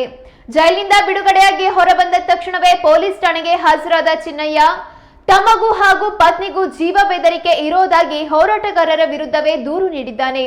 ಬುರುಡೆ ಪ್ರಕರಣದಲ್ಲಿ 4 ತಿಂಗಳಿಂದ ಶಿವಮೊಗ್ಗ ಜೈಲಿನಲ್ಲಿರುವ ಚಿನ್ನಯ್ಯನಿಗೆ ನವೆಂಬರ್ 24ರಂದು ಜಾಮೀನು ಸಿಕ್ಕಿತ್ತು. 1 ಲಕ್ಷ ರೂಪಾಯಿ ಬಾಂಡ್, 2 ಶ್ಯೂರಿಟಿಯೊಂದಿಗೆ 12 ಷರತ್ತು ವಿಧಿಸಿ ಕೋರ್ಟ್ ಜಾಮೀನು ಮಂಜೂರು ಮಾಡಿತ್ತು. ಆದರೆ ಜಾಮೀನು ಸಿಕ್ಕಿದ್ರೂ ಚಿನ್ನಯ್ಯನಿಗೆ ಶ್ಯೂರಿಟಿ ನೀಡಲು ಯಾರೂ ಮುಂದೆ ಬರಲಿಲ್ಲ. ಇದೀಗ ಜಾಮೀನಿನಿಂದ ಹೊರಬಂದಿರುವ ಮಾಸ್ಕ್ ಮ್ಯಾನ್ ಮಹೇಶ್ ಶೆಟ್ಟಿ, ತಿಮ್ಮರೋಡಿ, ಗಿರೀಶ್ ಮಟ್ಟಣ್ಣನವರ್, ವಿಠಲ್ ಗೌಡ ಜಯಂತ್ ಹಾಗೂ ಸಮೀರ್ ಎಂಡಿ ವಿರುದ್ಧವೇ ಜೀವ ಬೆದರಿಕೆಯ ದೂರು ನೀಡಿದ್ದಾನೆ. ಧರ್ಮಸ್ಥಳ ಪೊಲೀಸ್ ಠಾಣೆಗೆ ನೀಡಿದ ದೂರಿನಲ್ಲಿ ಈ ಐವರು ಹೋರಾಟಗಾರರು ತನಗೆ ಹಾಗೂ ತನ್ನ ಹೆಂಡತಿಯ ಜೀವಕ್ಕೆ ಕುತ್ತು ತರಬಹುದು, ಹೀಗಾಗಿ ನಮಗೆ ರಕ್ಷಣೆ ನೀಡಿ ಎಂದು ಉಲ್ಲೇಖಿಸಿದ್ದಾನೆ. ಈ ಬಗ್ಗೆ ಧರ್ಮಸ್ಥಳ ಪೊಲೀಸರು ಬೆಳ್ತಂಗಡಿ ಠಾಣೆಯಲ್ಲಿ ಮನವಿ ಸಲ್ಲಿಸಲು ಸೂಚಿಸಿದ್ದು, ಅದರಂತೆ ಬೆಳ್ತಂಗಡಿ ಪೊಲೀಸ್ ಠಾಣೆಯಲ್ಲಿ ದೂರು ದಾಖಲಾಗಿದೆ. ದೂರನ್ನ ಸ್ವೀಕರಿಸಿರುವ ಪೊಲೀಸರು ಮುಂದಿನ ತನಿಖೆ ಕೈಗೊಂಡಿದ್ದಾರೆ.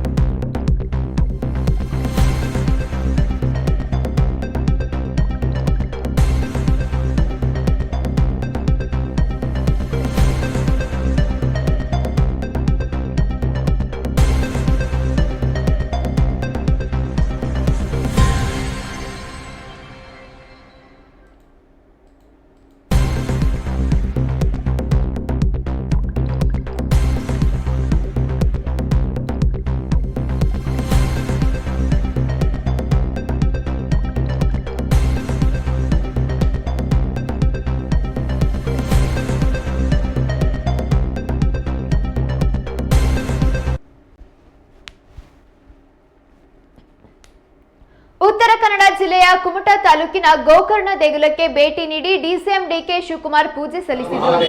ಆ ಸಂದರ್ಭದಲ್ಲಿ ಗೋಕರ್ಣದ ಮಹಾಗಣಪತಿ ದೇವಾಲಯದಲ್ಲಿ ಡಿಕೆ ಶಿವಕುಮಾರ್ ಪರ ಶುಭ ಸೂಚನೆ ಸಿಕ್ಕಿದೆ ಎನ್ನಲಾಗಿದೆ.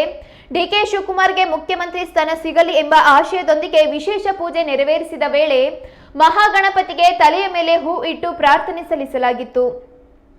ಪೂಜೆ ವೇಳೆ ಮಹಾಗಣಪತಿ ಬಲಗಡೆಯಿಂದ ಹೂ ನೀಡಿದ್ದು ಇದು ಭವಿಷ್ಯದ ಉತ್ತಮ ಬೆಳವಣಿಗೆಯ ಸಂಕೇತ ಎನ್ನಲಾಗಿದೆ. ಉತ್ತರ ಕನ್ನಡ ಜಿಲ್ಲೆಯ ಆಂಡ್ಲೆ ಗ್ರಾಮದಲ್ಲಿರುವ ಪ್ರಸಿದ್ಧ ಶಕ್ತಿ ದೇವತೆ ಜಗದೀಶ್ವರಿ ದೇವಸ್ಥಾನದಲ್ಲಿಯೂ ವಿಶೇಷ ಪ್ರಾರ್ಥನೆ ಸಲ್ಲಿಸಲಾಯಿತು. ಜಗದೀಶ್ವರಿ ದೇವಿಗೆ 5 ಬಾರಿ ಬೇಡಿಕೆ ಇಟ್ಟಾಗಲೂ ಪ್ರತಿ ಬಾರಿಯೂ ಒಳ್ಳೆಯ ಮುನ್ಸೂಚನೆ ದೊರೆತಿದೆ ಎಂದು ದೇವಸ್ಥಾನದ ಅರ್ಚಕರು ತಿಳಿಸಿದ್ದಾರೆ.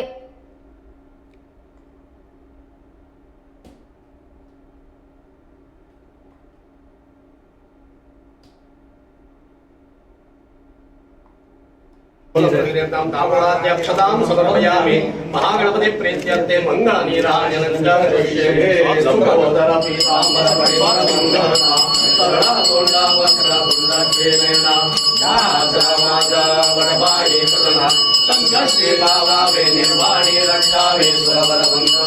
जय देव जय देव जय मंगलमूर्ति श्री मंगलमूर्ति दर्शन मात्रे माना गणे मात्रे माना जय देव जय देव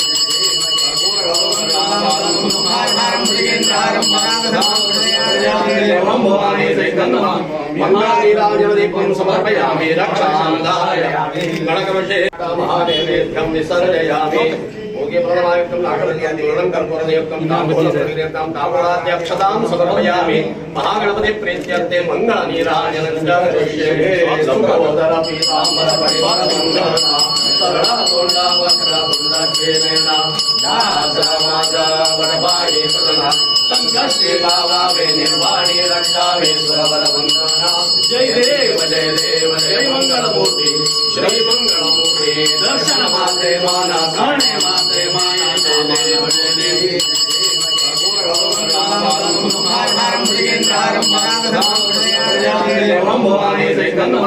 मंगलादीपं समर्पयामि रक्षांधाय गणकवशे महादेव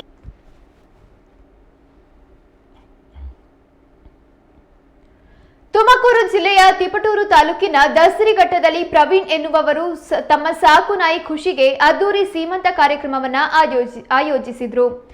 ತನ್ನ ಪ್ರೀತಿಯ ನಾಯಿಯ ಸೀಮಂತಕ್ಕಾಗಿ 20,000 ರೂಪಾಯಿ ವೆಚ್ಚದಲ್ಲಿ 50 KG ghee rice, 50 KG chicken gravy ಮಾಡಿಸಿ 500 ಜನರಿಗೆ ಭೋಜನ ಏರ್ಪಡಿಸಿದ್ದ ಮಾಲೀಕ ಹೊಸ ಬಟ್ಟೆ, ಹೂವಿನ ಸಿಂಗಾರ, ಕೇಕ್ ಕಟ್ಟಿಂಗ್ ಮೂಲಕ ಖುಷಿಯ ಗರ್ಭಧಾರಣೆಯನ್ನು ಸಂಭ್ರಮದಿಂದ ಆಚರಿಸಿದ್ದಾರೆ. ಮಾಲೀಕನ ಈ ವಿಶಿಷ್ಟ ಶ್ವಾನ ಪ್ರೀತಿಗೆ ಇಡೀ ಊರೇ ಮೆಚ್ಚುಗೆ ವ್ಯಕ್ತಪಡಿಸಿದೆ.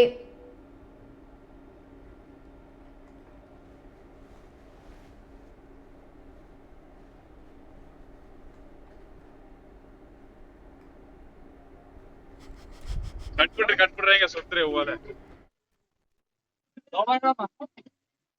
ಹೇಳಕ್ ಬರ್ಲಿವಲ್ಲ ಅಲ್ಲೋಗಿ ಜಂಪ್ ಹೊಡೆದ ಇರು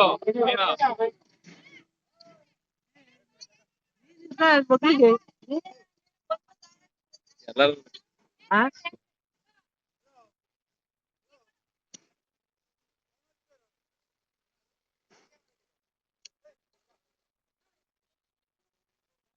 ಎಲ್ಲೋಗಿದ್ರಯ್ಯ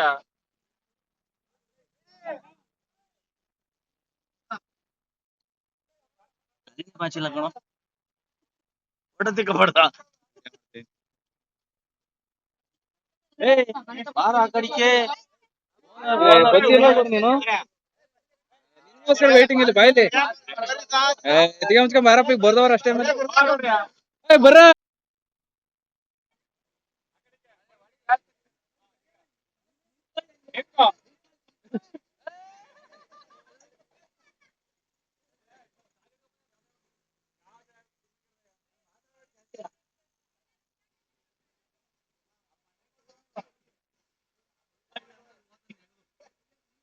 ಹಿಡ್ಕ ನಿಂತ್ಕೊಳ್ರ ಒಂದ್ 10 ನಿಮಿಷ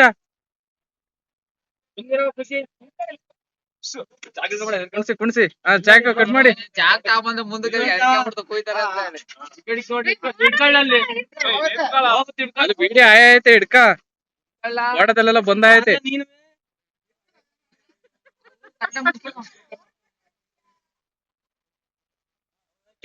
ಸತೀಶ್ ಹೇಳ್ತಾವ 100 ಕೋಟಿ ನಾಯಿ ಐತೆ ಅಂತ 500 ಕೋಟಿ ನಾಯಿ ಅಂತ ಹಾಕೋದು ಅವನೇ ಸತ್ಯ ಕೇಕ್ ಕಟ್ ಮಾಡ್ಸಿ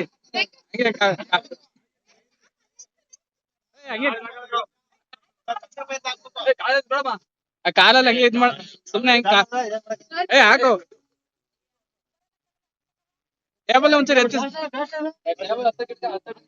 ಟೇಬಲ್ ಹತ್ರ ಕಿಡ್ಕೊಡ್ರಿ ಗಂಧ ಕಟ್ಟಿ ಕರ್ಪೂರಲ್ಲ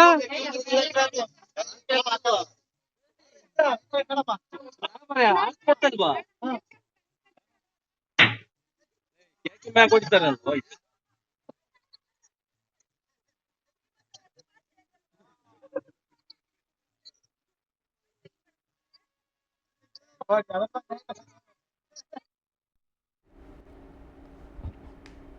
ಅಮೆರಿಕವು ಮಧ್ಯರಾತ್ರಿ ಸಿರಿಯಾದ 70 ಐಸಿಸ್ ನೆಲೆಗಳ ಮೇಲೆ ವೈಮಾನಿಕ ದಾಳಿ ನಡೆಸಿದೆ ಎನ್ನುವ ಮಾಹಿತಿ ಲಭ್ಯವಾಗಿದೆ.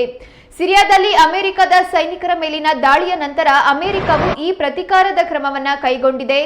ಅಮೆರಿಕದ ಅಧಿಕಾರಿಗಳ ಪ್ರಕಾರ ಕಳೆದ ವಾರ ಅಮೆರಿಕದ ಮಿಲಿಟರಿ ಸಿಬ್ಬಂದಿಯ ಮೇಲೆ ದಾಳಿಗೆ ಪ್ರತೀಕಾರವಾಗಿ ಈ ಕ್ರಮ ಕೈಗೊಳ್ಳಲಾಗಿದೆ. ಈ ದಾಳಿಗೆ ಪ್ರತೀಕಾರ ತೀರಿಸಿಕೊಳ್ಳುವುದಾಗಿ ಅಧ್ಯಕ್ಷ ಡೊನಾಲ್ಡ್ ಟ್ರಂಪ್ ಸ್ಪಷ್ಟಪಡಿಸಿದರು. ಡಿಸೆಂಬರ್ 13ರಂದು ಮಧ್ಯ ಸಿರಿಯಾದ ಪಾಲ್ಮಿರಾ ಪ್ರದೇಶದಲ್ಲಿ ಅಮೆರಿಕ ಮತ್ತು ಮಿತ್ರ ಪಡೆಗಳ ಮೇಲೆ ನಡೆದ ದಾಳಿಗೆ ಪ್ರತಿಕ್ರಿಯೆಯಾಗಿ ಈ ಕ್ರಮ ಕೈಗೊಳ್ಳಲಾಗಿದೆ.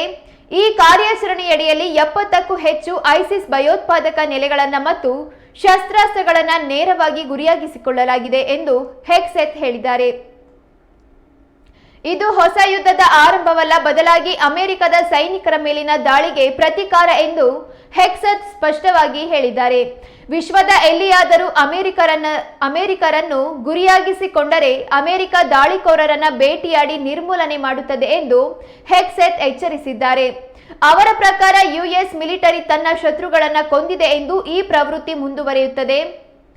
ಯುಎಸ್ ಅಧಿಕಾರಿಗಳ ಪ್ರಕಾರ ಮಧ್ಯ ಸಿರಿಯಾದಲ್ಲಿ ವೈಮಾನಿಕ ದಾಳಿ ನಡೆಸಲಾಯಿತು. ಕಳೆದ ಶನಿವಾರ ಮಧ್ಯ ಸಿರಿಯಾದ ಪಾಲ್ಮಿರಾ ನಗರದಲ್ಲಿ ಒಂದು ಪ್ರಮುಖ ದಾಳಿ ನಡೆದಿತ್ತು. 2 ಅಮೆರಿಕ ಸೈನಿಕರು ಮತ್ತು ಸ್ಥಳೀಯ ಭಾಷಾಂತರಕಾರ ಸಾವನ್ನಪ್ಪಿದ್ದರು. ದಾಳಿಕೋರ ಯುಎಸ್ ಮತ್ತು ಸಿರಿಯನ್ ಪಡೆಗಳನ್ನು ಸಾಗಿಸುತ್ತಿದ್ದ ಬೆಂಗಾವಲು ಪಡೆಯನ್ನ ಗುರಿಯಾಗಿಸಿಕೊಂಡು ದಾಳಿ ನಡೆಸಿದ್ದ. ಪ್ರತೀಕಾರದ ಗುಂಡಿನ ದಾಳಿಯಲ್ಲಿ ದಾಳಿಕೋರ ಕೊಲ್ಲಲ್ಪಟ್ಟಿದ್ದ. ದಾಳಿಯಲ್ಲಿ ಇತರ 3 ಅಮೆರಿಕ ಸೈನಿಕರು ಸಹ ಗಾಯಗೊಂಡಿದ್ದರು. ಯುಎಸ್ ಮಿಲಿಟರಿಯ ಪ್ರಕಾರ ದಾಳಿಕೋರನು ಸಿರಿಯನ್ ಭದ್ರತಾ ಪಡೆಗಳಿಗೆ ಹೊಸದಾಗಿ ನೇಮಕಗೊಂಡ ಸದಸ್ಯನಾಗಿದ್ದು ಐಸಿಸ್ನೊಂದಿಗೆ ಸಂಬಂಧ ಹೊಂದಿದ್ದನೆಂದು ಶಂಕಿಸಲಾಗಿದೆ.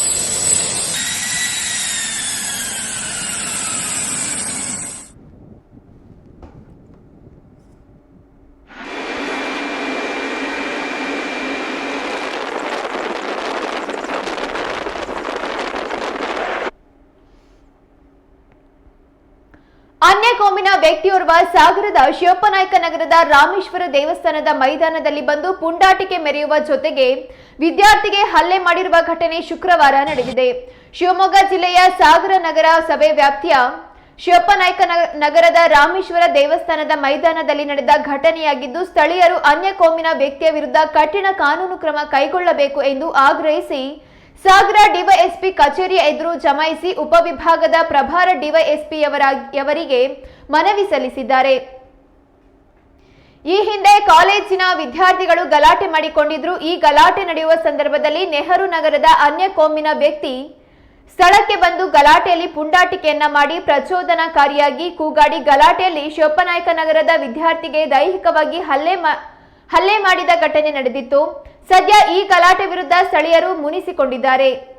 ಘಟನೆ ಬಗ್ಗೆ ಪೊಲೀಸರ ಬಳಿ ಮನವಿ ಮಾಡಿದ್ದು, ಈ ಘಟನೆ ನೋಡಿದರೆ ಶಾಂತಿಯುತವಾಗಿರುವ ಸೋದರತ್ವ ತುಂಬಿರುವ ಶಿವಪ್ಪನಾಯಕ ನಗರದಲ್ಲಿ ಒಂದು ರೀತಿಯ ಉದ್ರೇಕ ಹಾಗೂ ಪ್ರಚೋದನಕಾರಿಯ ಚಟುವಟಿಕೆಗಳು ನಡೆದಿದೆ.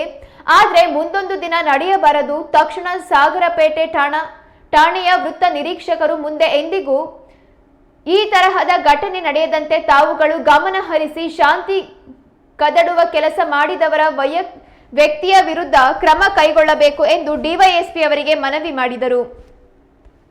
ಸದ್ಯ ಇದೀಗ ಘಟನೆ ನಡೆದ ಮಾಹಿತಿ ಸಿಕ್ಕಿದ ತಕ್ಷಣ ಸಾಗರ ಟೌನ್ ಪೊಲೀಸರು ಕಾರ್ಯಪ್ರವೃತ್ತರಾಗಿ ಆರೋಪ ಕೇಳಿಬಂದ ವ್ಯಕ್ತಿಯನ್ನ ವಶಕ್ಕೆ ತೆಗೆದುಕೊಂಡು ವಿಚಾರಣೆ ನಡೆಸಿ ಎಫ್ಐಆರ್ ದಾಖಲಿಸಿಕೊಂಡಿದ್ದು ನ್ಯಾಯಾಂಗ ಬಂಧನಕ್ಕೆ ಒಪ್ಪಿಸಲಾಗಿದೆ.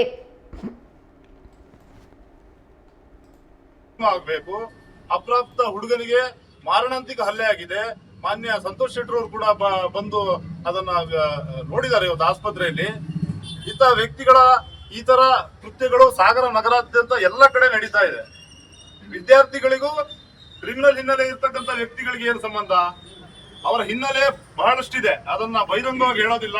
ನಿಮ್ಮ ಇಲಾಖೆಗೆ ಎಲ್ಲದೂ ಗೊತ್ತಿದೆ, ಯಾವ ಕ್ಷೇತ್ರದಲ್ಲಿ ಪರಿಣಿತರು ಅಂತ ಗೊತ್ತಿದೆ, ಯಾವ ಇಸ್ಪಿಟ್ ದಂಧೆ ನಡೀತಾ ಇದೆ, ಯಾವ ಗಾಂಜಾ ಪೆಡ್ಲರ್ಗಳಂತ ಗೊತ್ತಿದೆ. ಅಂತ ವ್ಯಕ್ತಿಗಳು ಒಬ್ಬ ಅಪ್ರಾಪ್ತ ವಿದ್ಯಾರ್ಥಿಗೆ ಬಂದ್ಕೊಂಡು ಅದರಲ್ಲೂ ಸವಾಲು ಹಾಕಿ ಒಂದು ಅಖಂಡ ನಗರಕ್ಕೆ ಸವಾಲು ಹಾಕಿ ಹೋಗಿದ್ದು ತೀರಾ ಖಂಡನೀಯ. ಈಗಾಗಲೇ ಇದರ ಸಂಬಂಧಿತ ಪ್ರಕರಣ ದಾಖಲು ಮಾಡಿದ್ದಾರೆ ಆ ವಿದ್ಯಾರ್ಥಿ ಮತ್ತು ವಿದ್ಯಾರ್ಥಿಯ ತಂದೆ. ಅದರ ಸಂಬಂಧಿತ ಕ್ರಮವನ್ನು ಕೂಡ ಕೈಗೊಳ್ಳುವಂತ ಭರವಸೆಯನ್ನು ಕೂಡ ಮಾನ್ಯ ಪ್ರವೀಣ್ ಶೆಟ್ಟರ್ ಅವರು ನೀಡಿದ್ದಾರೆ ನಿಮ್ಮದೇ ಮಾರ್ಗದರ್ಶನದಲ್ಲಿ. ಇದರ ನಂತರದ ವಿದ್ಯಮಾನ ನಮಗೆ ನ್ಯಾಯವನ್ನು ಒದಗಿಸಬೇಕು. ನಾವು ಸಂವಿಧಾನಾತ್ಮಕವಾಗಿ ಶಿಸ್ತುಬದ್ಧವಾಗಿ ಈ ಸಂಜೆಯಲ್ಲಿ ನಾವು ಬಂದು ತಮ್ಮೆಲ್ಲರ ಅನುಮತಿ ಮೇರೆಗೆ ನಾವು ಶಿಸ್ತುಬದ್ಧವಾಗಿ ಧರಣಿಯನ್ನ ಮಾಡ್ತಾ ಇದ್ದೇವೆ. ಒಂದೊಮ್ಮೆ ಈ ಧರಣಿಯ ಈ ರೂಪ ಬೆಳಗ್ಗೆ ತಾಳಿದ್ರೆ ಇದು ಪರಸ್ಪರ ಮತ್ತೊಂದು ವಿದ್ಯಮಾನಕ್ಕೆ ತಿರುಳ್ತಾ ಇತ್ತು. ಆಮೇಲೆ ಇದು ಅತಿ ಸೂಕ್ಷ್ಮ ವಿಷಯ ಆದ ಕಾರಣ ತಾವು ಗಂಭೀರವಾಗಿ ಇದನ್ನು ಪರಿಗಣಿಸಿ ಆತನಿಗೆ ಸರಿಯಾದ ಸೂಕ್ತ ಕ್ರಮವನ್ನು ಜರುಗಿಸಬೇಕು ಅಂತ ಹೇಳಿ ಈ ನಗರದ ಎಲ್ಲರ ಪರವಾಗಿ ಇದು ನಮಗೆ ಮನಸ್ಸಿಗೆ ನೋವಾಗಿದೆ. ಯಾರಾದ್ರೂ ಗಂಡಸರಿದ್ರೆ ಬನ್ನಿ ಎಂಬಂತಹ ಉದ್ಗಾರವನ್ನು ತಂದಿದ್ದಾನೆ ಆತ. ಜೊತೆಗೆ ಮಾರಕಾಸ್ತ್ರವನ್ನು ಹಿಡಿದು ಬಂದಿದ್ದು ಕೂಡ ಅತಿ ದೊಡ್ಡ ತಪ್ಪು. ಇದು ಕಾನೂನಿನ ಅಪರಾಧ ಹಿನ್ನೆಲೆ ಇರ್ತಕ್ಕಂಥ ವ್ಯಕ್ತಿಗಳು ದಯಮಾಡಿ ಇದಕ್ಕೆ ಸೂಕ್ತ ಕ್ರಮವನ್ನು ಜರುಗಿಸಬೇಕು ಅಂತ ಹೇಳಿ ಇಷ್ಟು ಜನ ನಾವು ಪ್ರೀತಿಪೂರ್ವಕವಾಗಿ ತಮ್ಮಲ್ಲಿ ವಿನಂತಿ ಮಾಡ್ತಾ ಇದ್ದೇವೆ. ಒಂದೇ ಒಂದು ಘೋಷಣೆಗಳನ್ನ ಯಾವುದೇ ಧರ್ಮ ನಿಂದನೆ ಮಾಡದೆ, ಯಾವುದೇ ಒಂದು ಸಾಮಾಜಿಕ ಸ್ವಾಸ್ಥ್ಯವನ್ನ ಹಾಳು ಮಾಡದೆ ನಾವಿಷ್ಟು ಜನ ಬಂದು ಶಿಸ್ತುಬದ್ಧವಾಗಿ ಸಂವಿಧಾನಾತ್ಮಕವಾಗಿ ನಿಮಗೆ ಮನವಿಯನ್ನು ಕೊಡ್ತಾ ಇದ್ದೇವೆ. ಇದನ್ನ ತಾವು ಪರಿಗಣಿಸಬೇಕು. ಇಲ್ಲವಾದಲ್ಲಿ ಇದು ಪರಸ್ಪರ ಬೇರೆ ಬೇರೆ ಬೇರೆ ರೂಪಗಳಿಗೆ ತಿರುಗುತ್ತೆ. ಮುಂದೆ ಬರ್ತಾ ಇರತಕ್ಕಂಥದ್ದು ಮಾರಿ ಜಾತ್ರೆ. ತಾವು ಇಂಥ ನ್ಯೂಸೆನ್ಸ್ ಗಳಿಗೆ ಅವಕಾಶವನ್ನು ನೀಡಬಾರದು. ಪ್ರಬಲಶಾಲರಿದ್ದಾರವರು. ಮೊದಲಿಗೆ ಪ್ರಕರಣ ಸಂಬಂಧ ಆಸ್ಪತ್ರೆಗೆ ದಾಖಲಾದಾಗ ಸ್ವಲ್ಪ ಗೊಂದಲಮಯ ವಾತಾವರಣ ಆಯ್ತು. ಕಾನೂನಾತ್ಮಕವಾದಂತಹ ಪ್ರಕ್ರಿಯೆಗಳಲ್ಲಿ ನಾವು ಗಮನಿಸಿದ್ವಿ. ತದನಂತರದಲ್ಲಿ ಸರಿರೂಪಕ್ಕೆ ಬಂತು. ಮಾನ್ಯ ಸಂತೋಷ್ ಶೆಟ್ಟರ್ ಅವರು ಬಂದ ಮೇಲೆ ಸರಿರೂಪಕ್ಕೆ ಬಂತು. ಅವ್ರ ಹಿಂದೆ ಪ್ರಭಾವಿಶಾಲಿತನ ಇರಬಹುದು, ಅವ್ರು ಎಷ್ಟೇ ದೊಡ್ಡ ಪ್ರಭಾವಿಗಳು ಆಗಿರ್ಬೋದು, ಆದ್ರೂ ಕೂಡ ನೀವು ನಮಗೆ ಇಷ್ಟು ಜನರ ಉಪಸ್ಥಿತಿಗೆ, ಇಷ್ಟು ಜನರ ಒಕ್ಕಲರ ಮನವಿಗೆ ತಾವು ಸ್ಪಂದಿಸಬೇಕು. ಸೂಕ್ತವಾದ ನ್ಯಾಯವನ್ನ ಕಲ್ಪಿಸಬೇಕು. ಮತ್ತೆ ಆತನಿಗೆ ಸರಿಯಾದ ಕ್ರಮವನ್ನ ತಾವು ಜರುಗಿಸಬೇಕು. ಇನ್ನು ಮುಂದೆ ಇಂಥ ಒಂದು ಪ್ರಕರಣ ನಡೀಬಾರದು ಅಂತ ಹೇಳಿ ಈ ಸಂದರ್ಭದಲ್ಲಿ ಎಲ್ಲರ ಪರವಾಗಿ ನಾನು ತಮ್ಮಲ್ಲಿ ಅತಿ ವಿನಂತಿಯನ್ನ ಮಾಡ್ಕೊಳ್ತಾ ಇದ್ದೇವೆ. ಮತ್ತೆ ಶಿಸ್ತುಬದ್ಧವಾಗಿ ಸಂವಿಧಾನಾತ್ಮಕವಾಗಿ ತಮ್ಮಲ್ಲಿ ನಾವು ವಿನಂತಿ ಮಾಡ್ಕೊಳ್ತಾ ಇದ್ದೇವೆ. ದಯಮಾಡಿ ತಾವು ಕ್ರಮ ಕೈಗೊಳ್ಳಬೇಕು ಅಂತ ಹೇಳಿ ಈ ಸಂದರ್ಭ ವಿನಂತಿ ಮಾಡ್ತಾ ಇದ್ದೇವೆ. ಇನ್ನೊಂದು ಮನವಿ ಮಾಡಿದ್ರಿ ಅಂತ ಅನ್ಕೊಂಡು ಸಂಬಂಧಪಟ್ಟಂಗೆ ನೊಂದಂತ ಮನಸ್ಸುಗಳು ಅಥವಾ ನೊಂದಂತ ವ್ಯಕ್ತಿಗಳು, ಸಾರ್ವಜನಿಕರು ಯಾರಾದ್ರೂ ಇಲಾಖೆಗೆ ಬಂದ್ರೆ ಮೊದಲು ನಿಮ್ಮ ಇಲಾಖೆಯವರಿಗೆ ಹೇಳ್ಕೊಡ್ಬೇಕಾಗಿದ್ದು ಸ್ಪಂದಿಸುವ ರೀತಿ ನೋಡಿ. ಇವತ್ತು ಪುಲ್ಲಯ್ಯ ಅವರು ಹೇಗೆ ಸ್ಪಂದಿಸಿದ್ದಾರೆ ಅಂದ್ರೆ, ವ್ಯಕ್ತಿಗೆ ಸಮರ್ಥ ಅನ್ನೋ ವ್ಯಕ್ತಿ ಅವ್ರಿಗೆ ಹೆಸರನ್ನು ಕೇಳ್ತಾರೆ, ಕೇಳ್ಬಿಟ್ಟು ಏನ್ ಕೆಲಸ ಮಾಡ್ತೀವಿ ಕೇಳ್ತಾರೆ, ಗಾರೆ ಕೆಲಸ ಮಾಡ್ತೀನಿ ಅಂತ. ನಿಮ್ಮ ಅಪ್ಪ ಏನ್ ಕೆಲಸ ಮಾಡ್ತೀರಿ ಕೇಳ್ತಾರೆ, ಗಾರೆ ಕೆಲಸ ಮಾಡ್ತೀನಿ ಅಂದಾಗ ನಿಮ್ಮ ಅಪ್ಪಂಗೂ ಮರ್ಯಾದೆ ಇಲ್ಲ, ನಿನಗೂ ಮರ್ಯಾದೆ ಇಲ್ವಾ ಕೇಳ್ತಾರೆ. ಒಬ್ಬ ರೆಪ್ಯೂಟೆಡ್ ಪೊಲೀಸ್ ಅಧಿಕಾರಿಯಾಗಿ, ಒಬ್ಬ ಸಾರ್ವಜನಿಕರಿಗೆ ತಿಳುವಳಿಕೆ ಕೊಡುವಂತ ವ್ಯಕ್ತಿಯಾಗಿ ಈ ತರದ ಭಾಷೆಯನ್ನ ಒಬ್ಬ 16-17 ವರ್ಷದ ಹುಡುಗರಿಗೆ ಒಬ್ಬ ಇದರಲ್ಲಿ ಬಳಕೆ ಮಾಡ್ತಾರೆ ಅಂತ ಹೇಗೆ ಸರ್ ಇದು? ಹೆಚ್ಚು ಇದೀಗ ಮತ್ತೊಮ್ಮೆ ಹೆಡ್ಲೈನ್ಸ್. ತಲೆಮರೆಸಿಕೊಂಡ್ರ ಬಿಜೆಪಿ ಶಾಸಕ ಬೈರತಿ ಬಸವರಾಜು. ಬಿಕ್ಲು ಶಿವ ಕೊಲೆ ಕೇಸ್ನಲ್ಲಿ ಸಿಗದ ನಿರೀಕ್ಷಣಾ ಜಾಮೀನು. ಬಿಜೆಪಿ ಶಾಸಕನ ಬೆನ್ನು ಬಿದ್ದ ಸಿಐಡಿ ಅಧಿಕಾರಿಗಳು. ಟಿ20 ವಿಶ್ವಕಪ್ಗೆ ಟೀಂ ಇಂಡಿಯಾ ತಂಡ ಪ್ರಕಟ. ಶುಭ್ಮನ್ ಗಿಲ್ಗೆ ಗೇಟ್ ಪಾಸ್ ಕೊಟ್ಟ ಬಿಸಿಸಿಐ. ತಂಡಕ್ಕೆ ಮತ್ತೆ ಮರಳಿದ ಇಶಾನ್ ಕಿಶನ್, ರಿಂಕು ಸಿಂಗ್. ರಾಜ್ಯದಲ್ಲಿ ಡಲ್ ಆದ ಡೆವಿಲ್ ಕಲೆಕ್ಷನ್. 9ನೇ ದಿನಕ್ಕೆ ಕ್ರೇಜ್ ಕಳೆದುಕೊಂಡ ಫ್ಯಾನ್ಸ್. ಕಳೆದ 3 ದಿನದಿಂದ ಇಳಿಮುಖ ಮಾಡಿದ ಚಿತ್ರದ ಗಳಿಕೆ.